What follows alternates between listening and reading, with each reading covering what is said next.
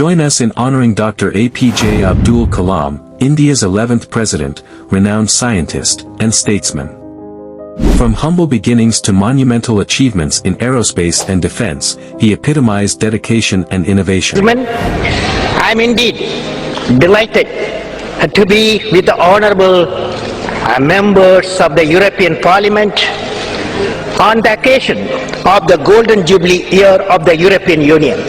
I am reminded of the dream of an Indian poet, Kaniyan Pungundranar, who articulated in 3000 years back in Tamil classic Purananur.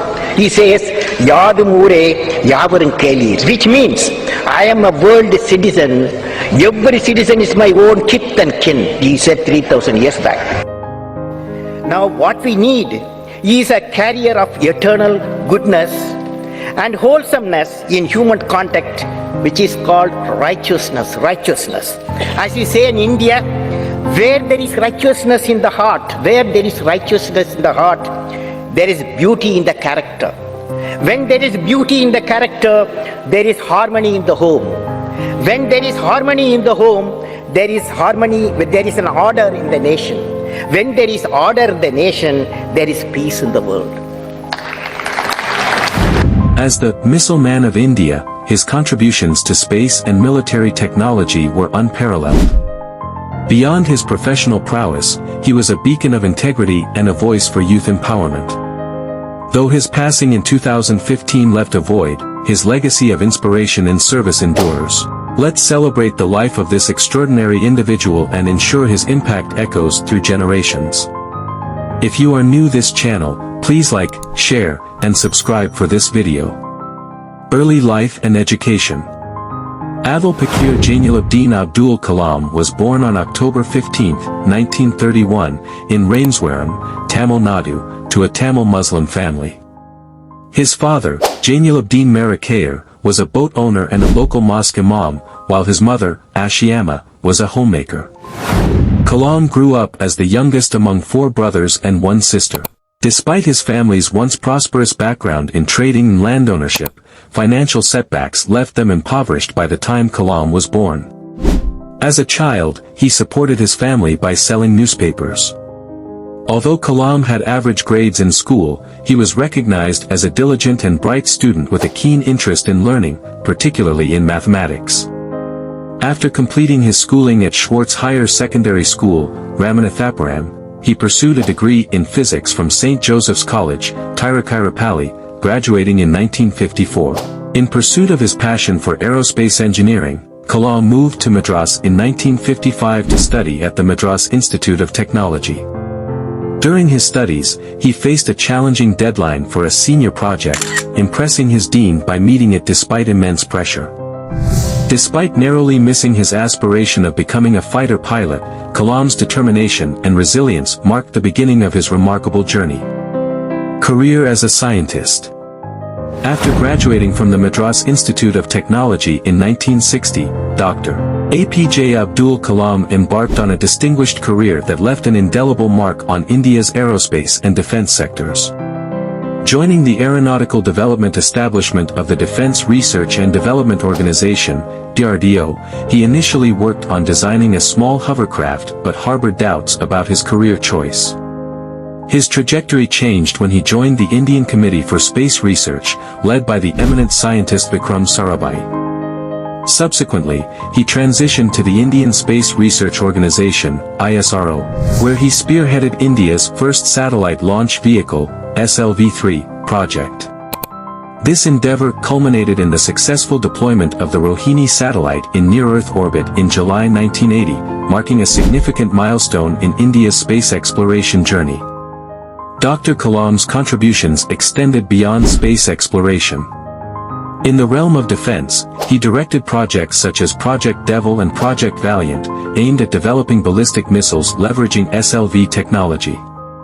Despite initial skepticism, his persuasive advocacy secured government support for these classified projects, leading to the initiation of the Integrated Guided Missile Development Program. Under his leadership, of Integrated Guided Missile Development Program saw the development of missiles like Agni and Prithvi, despite challenges of mismanagement and delays. In his role as Chief Scientific Advisor to the Prime Minister and Secretary of the Defense Research and Development Organization from 1992 to 1999, Dr. Kalam played a pivotal role in India's nuclear program. He served as the Chief Project Coordinator during the Pokhran II nuclear tests, showcasing his blend of technological expertise and political acumen. Although controversies arose regarding the success of the thermonuclear bomb, Dr. Kalam's steadfast leadership and commitment to advancing India's scientific capabilities remained unwavering.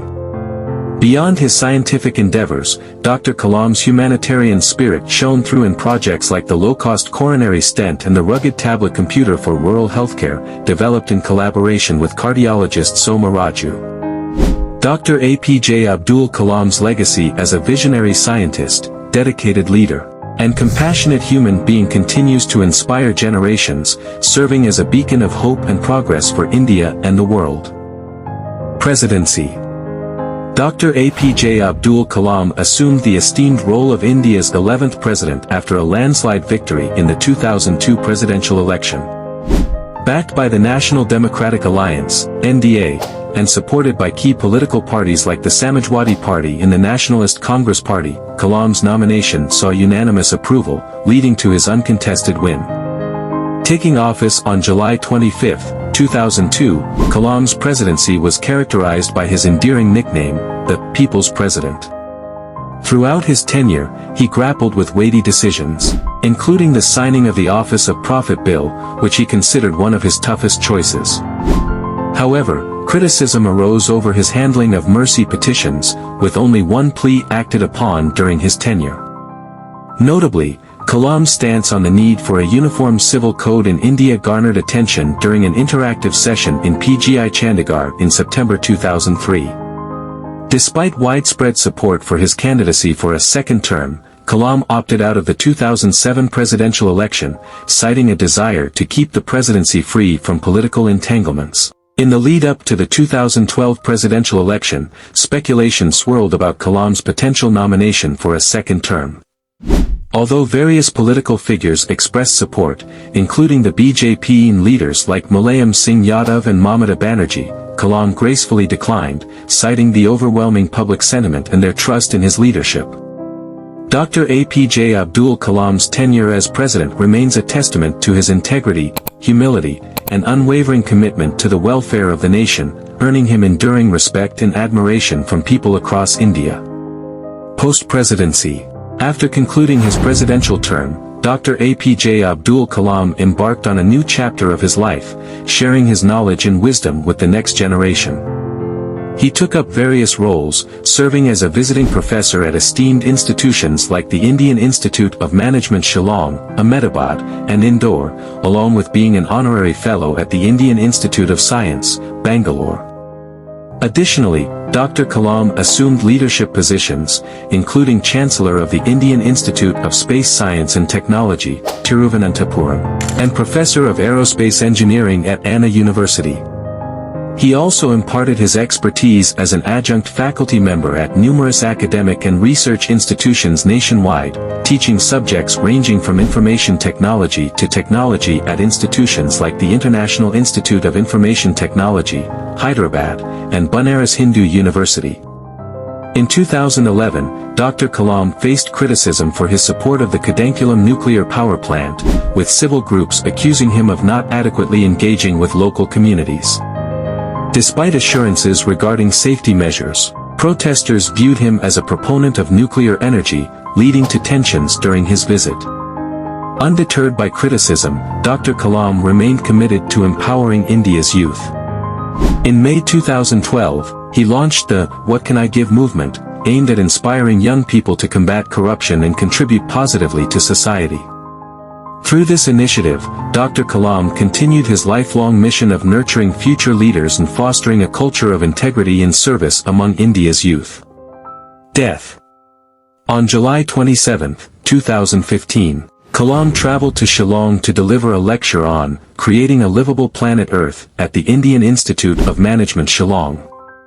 While climbing a flight of stairs, he experienced some discomfort, but was able to enter the auditorium after a brief rest. At around 6:35 p.m. IST, only 5 minutes into his lecture, he collapsed. He was rushed to the nearby Bethany Hospital in a critical condition. Upon arrival, he lacked a pulse or any other signs of life. Despite being placed in the intensive care unit, Kalam was confirmed dead of a sudden cardiac arrest at 7:45 p.m. IST. His last words, to his aide Srijan Pal Singh, were reportedly, "Funny guy. Are you doing well?" His body was flown to New Delhi where it was received by top dignitaries and laid in state at his residence for public homage. On July 29, his body was flown to Madurai, then taken to Rameswaram, his hometown, where thousands paid their final respects. On July 30, he was laid to rest at Rameswaram's Pay Karumbu ground with full state honors, attended by dignitaries including the Prime Minister and Chief Ministers of several states. Over 350,000 people gathered to bid farewell to the beloved former president, marking the end of an era. The Dr. APJ Abdul Kalam National Memorial, erected by the DRDO in Rameswaram, Tamil Nadu, honors the late president's legacy. Inaugurated by Prime Minister Narendra Modi in July 2017, the memorial features replicas of rockets and missiles, acrylic paintings depicting Kalam's life, and statues showcasing his multifaceted persona.